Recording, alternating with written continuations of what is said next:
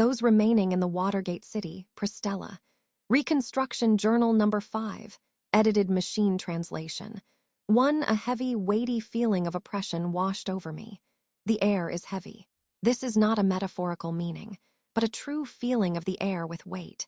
The weighted air restrains my limbs, making it difficult for me to move even a single finger.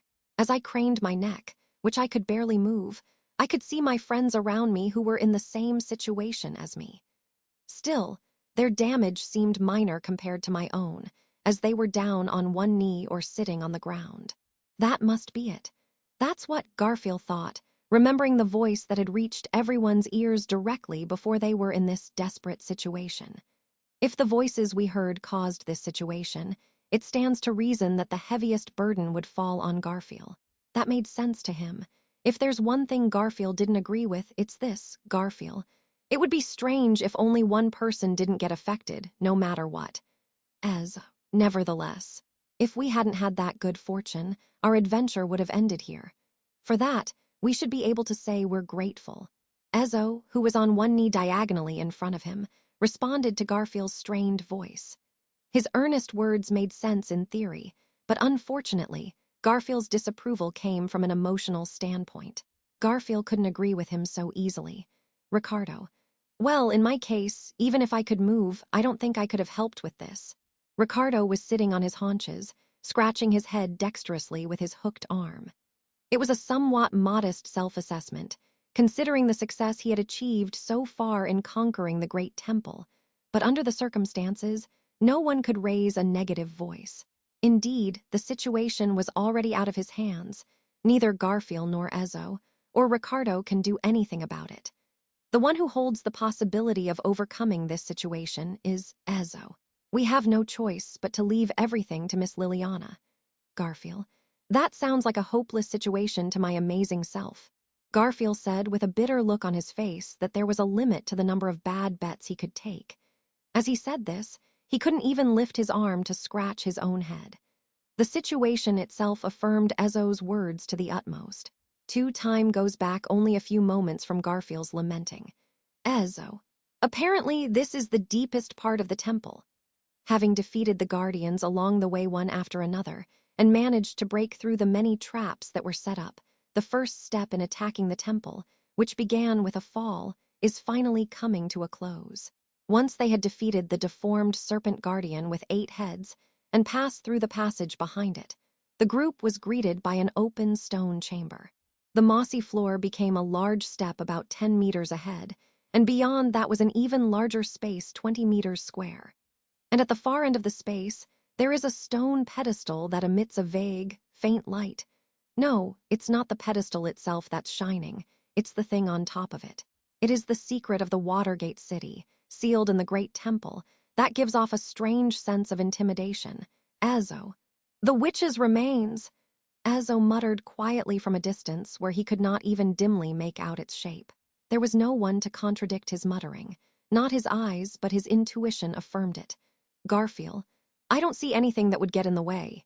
Ricardo: we've got a lot of traps and ugly bugs in our way. Isn't it time for the ruins to end? Or at least, I hope so. I'm exhausted too.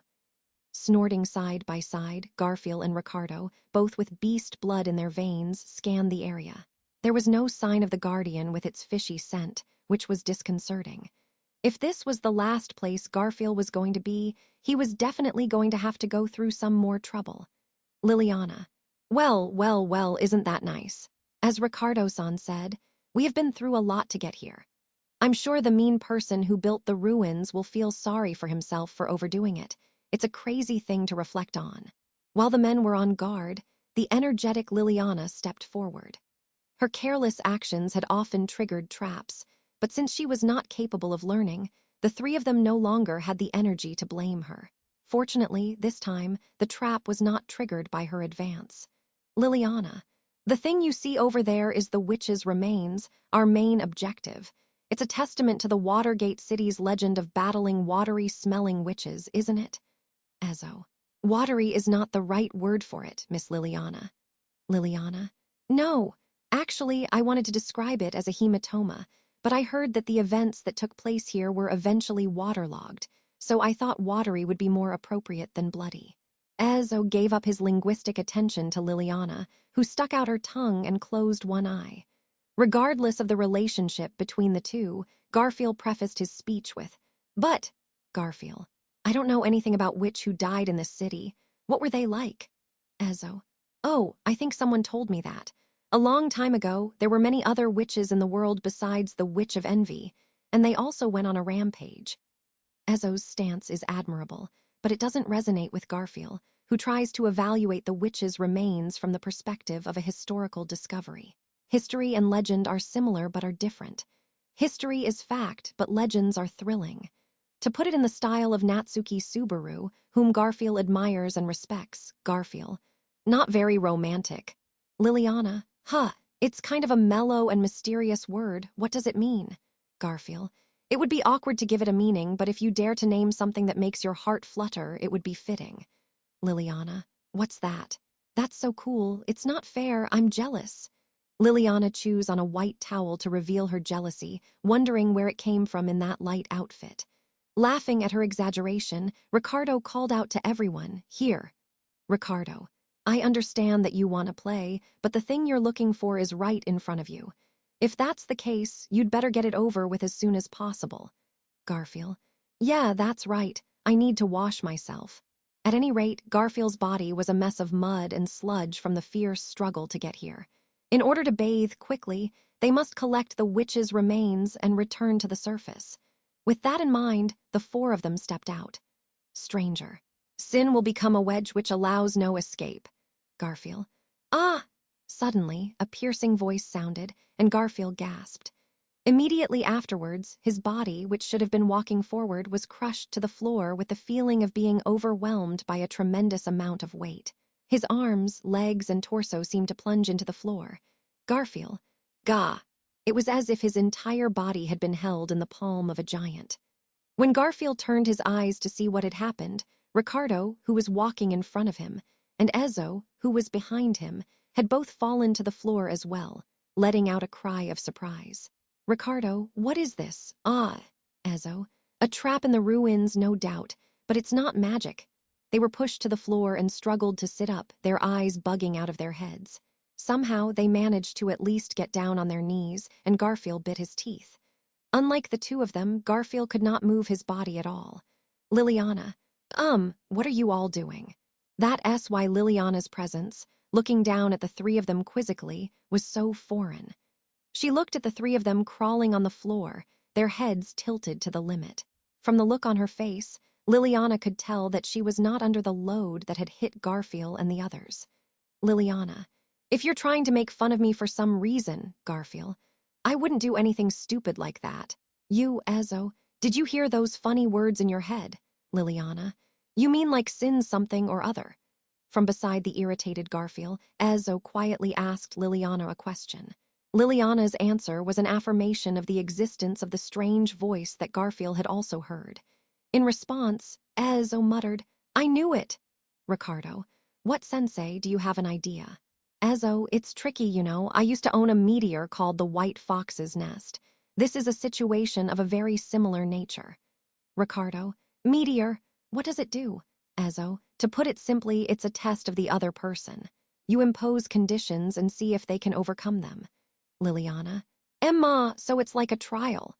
With a hand to her chin, Liliana's muttered words, which sounded like she was satisfied with the situation, said exactly what Garfield did not want to hear.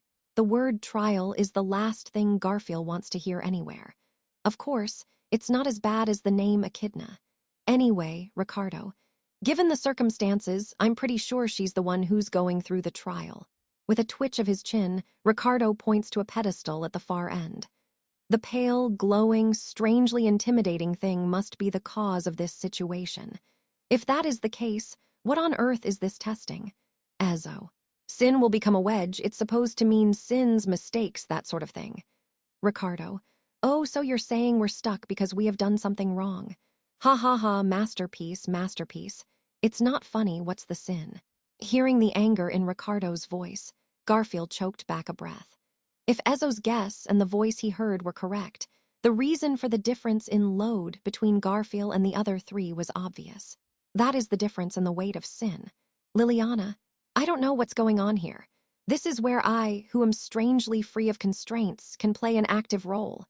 Liliana moved forward lightly, leaving Garfield to his voiceless wailing. She smeared her hair with moss for no good reason, then gave a thumbs up to the 3 crawling people with a nice smile. Liliana, I'm sorry to say that I've been a burden to you so far, that I would be the one to reverse the situation in the final phase. This is a very hot development in the story. Ricardo, no, Missy, stop it. I think your enthusiasm is great, but you never know what might happen, so you need to talk to Sensei before you do anything. Liliana, that's crazy. What if time goes on like this and the 3 of you end up crushed flat on your back? I'm not going home alone. If that's the case, I'll have to show my woman, Ness here. Not listening to Ricardo's words to stop her, Liliana turned her head forward with a snort, rolled forward once more, and landed at the bottom of the steps with her momentum. Then, as she furiously tried to run toward the remains on the pedestal, Liliana. Gulp. Her footsteps stopped as she was about to step forward, and Liliana's feet glowed beneath her. The light started from the soles of Liliana's feet as she stopped, and went on to divide the floor into squares.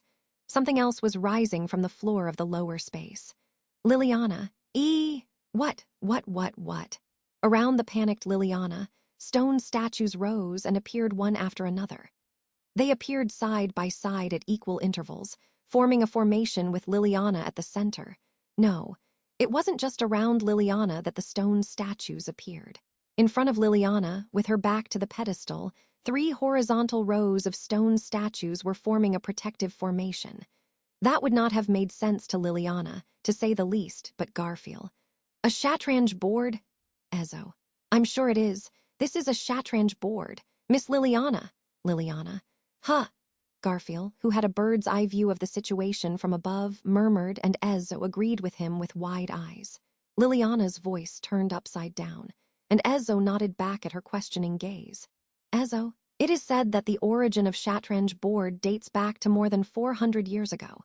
It is widely believed that it is from the Kararagi City states, and originated from one of the small states when it was still a collection of small states before it was called by that name, and that the purpose for which it was originally conceived was to provide a strategic. Ricardo, we don't have time for this. This is that peace-playing board, so what? Ezo, oh, I'm sorry. I mean the fact that this is a Shatranj board. Ezo was on the verge of revealing his useless knowledge when his words were interrupted by a strange phenomenon.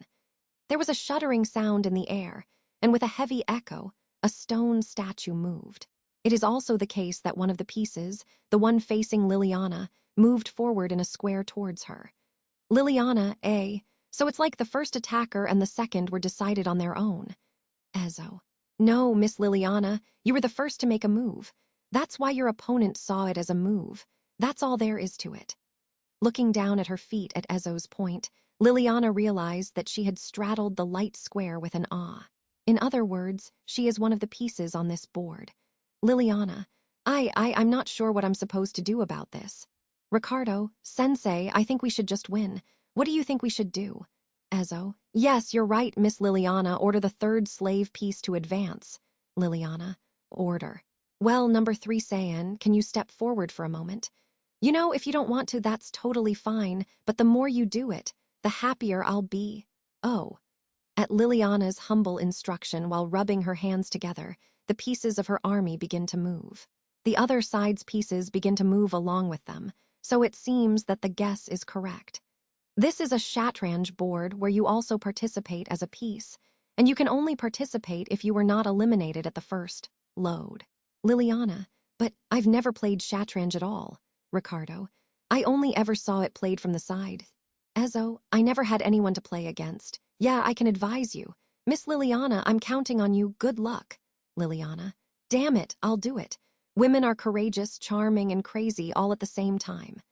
Then, with a gesture of rolling up her sleeves, Liliana went to the harsh Shatranj board, to a board where defeat would mean your death. Garfield, you don't know what you're doing. Garfield gritted his teeth as he watched Liliana's vigorous back in the distance. He couldn't move his arms, his legs, even with all his strength, if it is due to sin. There is a sin in Garfield that can never be wiped away. It must be the chain that keeps chasing Garfield without letting him go, no matter how long or how far he goes. Ezo. Miss Liliana, the tactic is. Liliana, no, I know what I'm doing. The best way to win is to move the strongest piece first. In other words, the king. Ezo, that's a bad move. While Garfield was in agony, the last big battle for the Great Temple had begun. With Ezo's scream behind her, Liliana made a vigorous, unorthodox move. In a very real sense, the fate of the group was in the hands of the maverick diva. End.